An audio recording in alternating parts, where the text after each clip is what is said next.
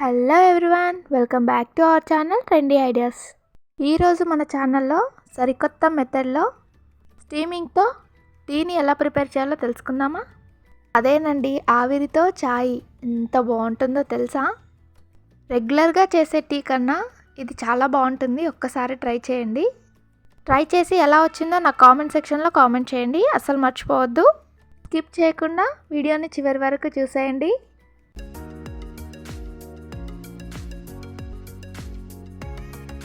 ముందుగా పాలని వేడి చేసుకోవాలి. అందుకోసం నేను కొన్ని వాటర్ వేడి చేసుకుంటున్నాను. లైట్గా వేడెక్కిన తర్వాత ఇందులోకి 1/2 లీటర్ పాలను తీసుకున్నాను. పాలను కొద్దిసేపు మరిగించుకోవాలి. ఇప్పుడు మసాలా ప్రిపరేషన్ కోసం ఒక బౌల్ని కానీ ఒక గ్లాస్ని కానీ తీసుకోవాలి. ఇలాగా ఏదైనా ఒక పల్చటి క్లాత్ కాటన్ది తీసుకొని దానిపైన కవర్ చేసుకోవాలి. ఈ క్లాత్ ఊడిపోకుండా ఒక రబ్బర్ బ్యాండ్ అనేది దాని చుట్టూ వేసుకోవాలి. ఇలా బ్యాండ్ వేయడం వలన క్లాత్ అసలు జరగకుండా ఉంటుంది. నేను 1/2 లీటర్ పాలకు మాత్రమే చెప్తున్నాను. మీకు ఎక్కువ క్వాంటిటీలో కావాలి అనుకుంటే నేను చూపించే ఇంగ్రీడియంట్స్ డబల్ చేసుకోండి, కరెక్ట్గా సరిపోతుంది. మనం ఈ స్టీమింగ్ టీని హెల్తీగా ప్రిపేర్ చేసుకుంటున్నాం కాబట్టి కొద్దిగా బెల్లాన్ని తీసుకోవాలి.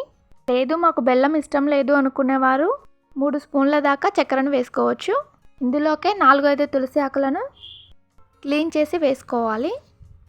3 ఇలాచీలను వేసుకోవాలి. ఇందులోకే కొద్దిగా దాల్చిన చెక్కను వేసుకోవాలి. ఇందులోనే 2 స్పూన్ల దాకా మీరు డైలీ యూజ్ చేసే టీ పొడిని వేసుకోవాలి. 2 లవంగం మొగ్గలను వేసుకోవాలి. ఇందులోకే సన్నగా తరిగి పెట్టుకున్న అల్లం ముక్కలను వేసుకోవాలి. ఇప్పుడు స్టీమింగ్ ప్రాసెస్ కోసం ఒక మందపాటి కడాయిని తీసుకోవాలి. ఇందులోకి 2 గ్లాసుల వరకు వాటర్ని తీసుకోవాలి. వీడియోలో చూపిస్తున్న విధంగా ఒక స్టాండర్ని పెట్టుకోవాలి. దానిపైన మనం ఇందాక ప్రిపేర్ చేసి పెట్టుకున్న మసాలా బౌల్ని పెట్టేసుకోవాలి. దానిపైన మూతను పెట్టుకొని ఆవిరి బయటకోకుండా కవర్ చేసి పెట్టుకోవాలి. 15 నిమిషాల పాటు మీడియం ఫ్లేమ్లో ఉంచుకోవాలి. ఆ తర్వాత మూత తీసి చూస్తే ఈ విధంగా ఉంటుంది. ఈ ప్రాసెస్లో టీ పొడి నుంచి మసాలాల నుంచి వచ్చే వాటర్ ఆవిరి అనేవి బౌల్లోకి వెళ్ళిపోతుంది. క్లాత్ రిమూవ్ చేసి చూపిస్తాను చూడండి. ఈ విధంగా మనకి స్టీమింగ్ వాటర్ అనేవి బౌల్లోకి వచ్చేస్తాయి.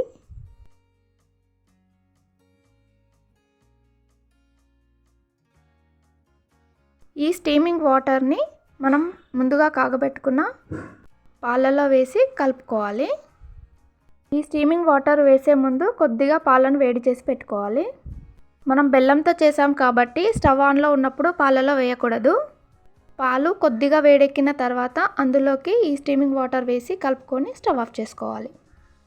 అంతే అండి, సింపుల్ కదా. చూసారు కదా. ఈ వీడియో మీకు నచ్చినట్లయితే ఒక్కసారి ట్రై చేయండి. ట్రై చేసి కామెంట్ సెక్షన్లో నాకు కామెంట్ చేయండి ఎలా వచ్చిందనేది. మీకు నచ్చితే లైక్ చేయండి, షేర్ చేయండి, సబ్స్క్రైబ్ చేసుకోండి. Thank you for watching.